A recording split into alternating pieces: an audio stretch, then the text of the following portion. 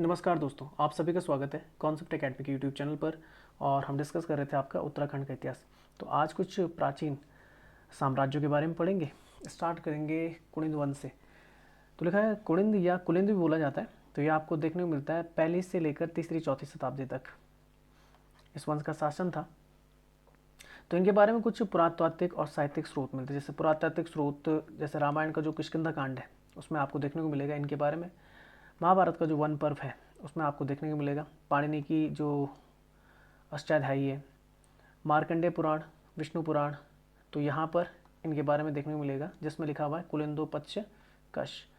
व्रत संहिता है जिसके रचनाकार है वराहमिहिर। तो इनमें कुणिद वंश के शासकों के बारे में बताया गया।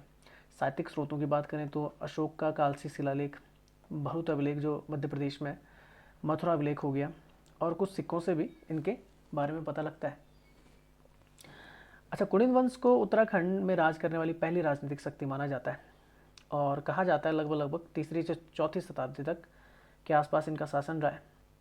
सबसे महत्वपूर्ण जो देखने को मिलता है वो अशोक का जो शिलालेख है उस पर इनके बारे में लिखा हुआ है कि कुणिद वंश का जो राज था वो था अपरांत क्षेत्र। तो जहाँ पर ये शासन करते थे तो उस क्षेत्र को अपरांत कहा जाता था और यहाँ के लोगों को पुलिंद कहा जाता था। इस वंश की जो प्रारंभिक राजधानी थी वो कालकूट थी और सबसे प्रतापी जो शासक हुए वो अमोघभूति हुए। तो ये आपने याद रखना है। कालसी शिलालेख से पता लगता है कि जो कुणिद थे वो मौर्य वंश के अधीन आते थे। कुणिद वंश को 3 काल चरणों में विभाजित किया जाता है जिसके बारे में यहाँ पे पढ़ेंगे। जो पहला काल चरण है वहाँ पे राजा सुबाहु के बारे में पता लगता है। दूसरे काल चरण में कोई शासक की जानकारी नहीं मिली है, जबकि तीसरे काल चरण में कई सारे शासक हैं, चाहे विश्वदेव हो, अग्रराज हो गया, धनभूति फर्स्ट, धनभूति सेकंड, बलभूत, अमोघभूति सबसे महान शासक, शिवदत्त, हरिदत्त, शिवपालित और छत्रेश्वर। कुणिदों की अगर बात करें तो जैसा मैंने बताया था कि कुणिद जो जाने जाते थे अपने सिक्कों के लिए भी जाने जाते थे। तो उसी तरीके से कुछ मिला है, कुछ लिपि वगैरह जो देखने को मिलती थी वो यहाँ पे आपको मिल सकती है। तो लिखा हुआ मध्य हिमालय से प्राप्त हुई कुणिदकालीन मुद्राओं में उनके कालक्रम के अनुसार 3 प्रकार की मुद्राएं मिलती हैं। एक आती है अमोघभूति प्रकार की मुद्रा, दूसरी आती है अल्मोड़ा प्रकार की मुद्रा, और तीसरा जो अंतिम शासक था छत्रेश्वर प्रकार की मुद्रा। तो इसमें लिपि हो गई उनकी कौन सी थी, धातु किस धातु का ज़्यादातर इस्तेमाल किया जाता था, किस प्रकार के लेख मिलते हैं, और कुछ चित्र इनमें देखने मिलती है। अगर बात करें सबसे पहले अमोघभूति प्रकार की तो लिपि ब्राह्मी और खरोष्टी। इस लिपि का इस्तेमाल अशोक ने अपने शिलालेखों में भी किया है। तो इन्हीं का इस्तेमाल कौन कर रहे हैं, अमोघभूति भी कर रहे हैं इस प्रकार के मुद्राओं में। जो धातु इस्तेमाल होती थी वो तांबा ही होती थी, और आपने याद रखना है तांबा मनुष्य द्वारा इस्तेमाल की गई पहली धातु थी। तो लगभग 9.5 से लेकर 252 ग्रेन के आसपास का वजन होता था, और चांदी के कुछ सिक्के इस्तेमाल किए जाते थे जिनका वजन लगभग 31 से 38 ग्रेन के आसपास होता था। इन सिक्कों में अमोघभूति के लिए लिखा हुआ है रज कुणिंदश अमोघभूतिश महाराजश, ये लिखा हुआ है इनके लिए। मुद्राओं में जो चित्र देखने को मिलते हैं, एक नारी, मृग, स्वास्तिक, नदी और नाग। अच्छा, अगर देखा जाए तो हिंदू यूनानी प्रभाव इन सिक्कों पर देखने को मिलता है, खासकर जो आपके रजत मुद्राएं, चांदी की मुद्राएं। तो ये आपके ये सिक्के, तो यहाँ पर ये एक नारी है और ये बगल में मृग है। तो यहाँ पर लिखा हुआ है यह मुद्रा तीनों प्रकार की मुद्राओं में सर्वप्राचीन, अगर देखा जाए तो अमोघभूति प्रकार की मुद्रा। और इस मुद्रा के अग्रभाग, आगे का जो भाग है उसमें द्विहस्ता देवी है। द्विहस्ता मतलब उसके 2 हाथ हैं। उनके दाहिनी तरफ उनको देखता हुआ एक मृग है, ये है। तो दाहिनी तरफ ये हाथ है, ये यहाँ पे तलवार होगी उनकी, और ये बोल सकते हैं कमर की तरफ उनका दूसरा हाथ है। तो ये मृग है, ये जो है यहाँ पर ये मृग है, ये उनकी तरफ देखते हुए दिखाया गया है। यहाँ पे आपको स्वास्तिक भी दिखाई देगा। आगे चलते हैं। अब आता है अल्मोड़ा प्रकार की मुद्राएं। तो लिपि वही है, ब्राह्मी है।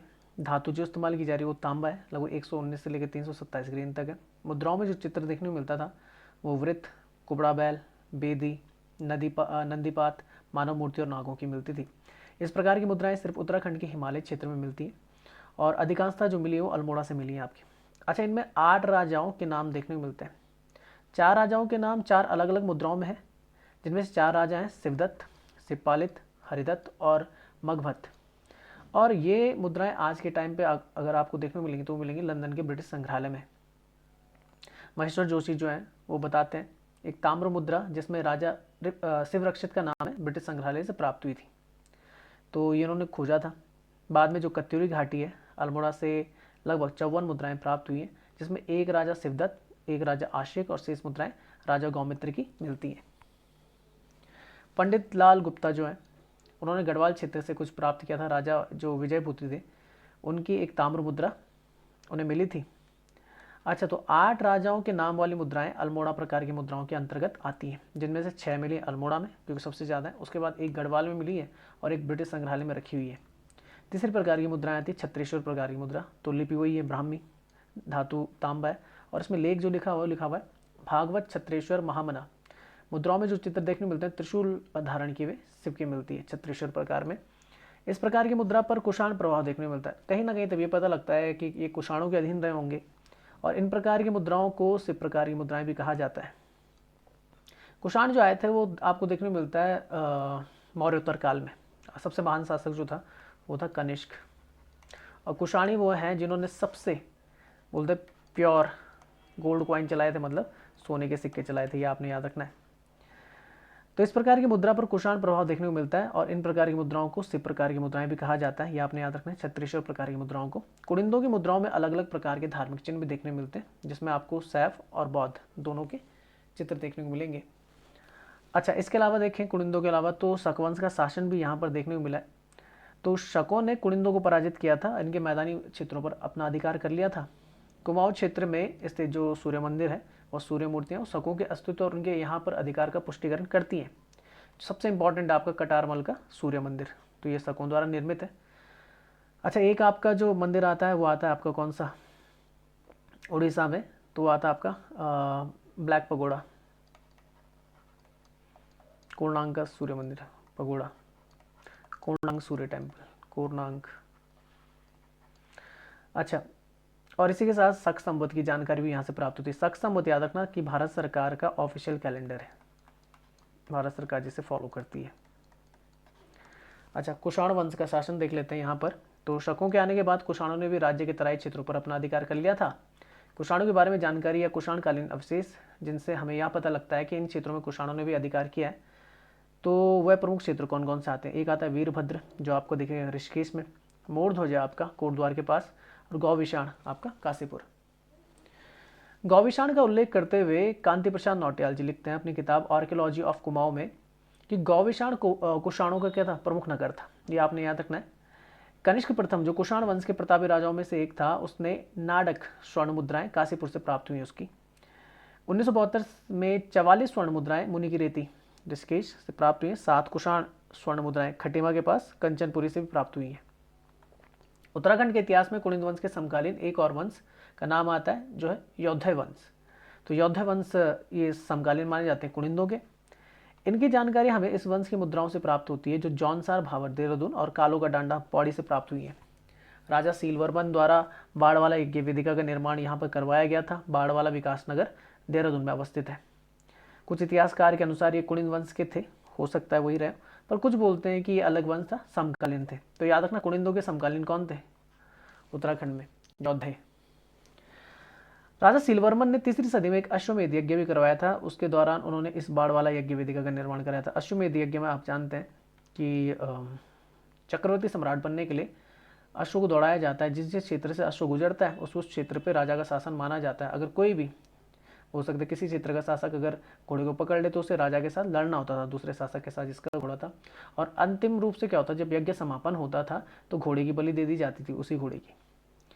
कृतपुर राज्य आता है, तो कुलिन शासक कृतपुर राज्य की स्थापना करते हैं और इस राज्य के अंतर्गत रोहिलखंड जो आपका उत्तराखंड से नीचे वाला क्षेत्र लगता है दक्षिण की तरफ, हिमाचल प्रदेश और उत्तराखंड का उत्तरी भाग आता है। अधिकांश इतिहासकारों के अनुसार कृतपुर राज्य की स्थापना कुलिंदों द्वारा की गई थी। गुप्त साम्राज्य के राजा समुद्रगुप्त, ठीक है ना, जो चंद्रगुप्त प्रथम के क्या थे, बेटे थे, और इन्हें भारत का क्या कहा जाता है, भारत का नेपोलियन भी कहा जाता है। वी एस स्मिथ ने इन्हें कहा था। इनके राज दरबारी थे हरिसैन, जिनके द्वारा रचित किताब है, बोल सकते हैं प्रयाग प्रशस्ति, जो आज के टाइम पे आपको इलाहाबाद स्तंभ लेख में देखने को मिलेगा, जो अशोक का है, उसी पे लिखा हुआ है। तो लिखा हुआ कृतपुर राज्य को गुप्त साम्राज्य की उत्तरी सीमा पर स्थित एक अधीन राज्य बताया था, ठीक है। नागवंश का शासन देखें तो 5वीं-6वीं शताब्दी के आसपास आता है। तो लिखा यानी कि लगभग 500 के आसपास नागों ने कुलिंद राजवंश को हराकर उत्तराखंड में अपनी सत्ता स्थापित की थी, ठीक है। तो कुलिंदों के बाद कौन आ रहे, नागवंश। इनकी जानकारी हमें गोपेश्वर त्रिशूल लेख से प्राप्त होती है, जिसमें नागवंश के 4 राजाओं के बारे में जानकारी प्राप्त है। ये 4 राजा स्कंदनाग, विभुनाग, अंशुनाग और गणपतिनाग। गोपेश्वर त्रिशूल लेख की लिपि कौन सी? ब्राह्मी है। और नागों के पतन के समय गणपतिनाग के थे शासक थे।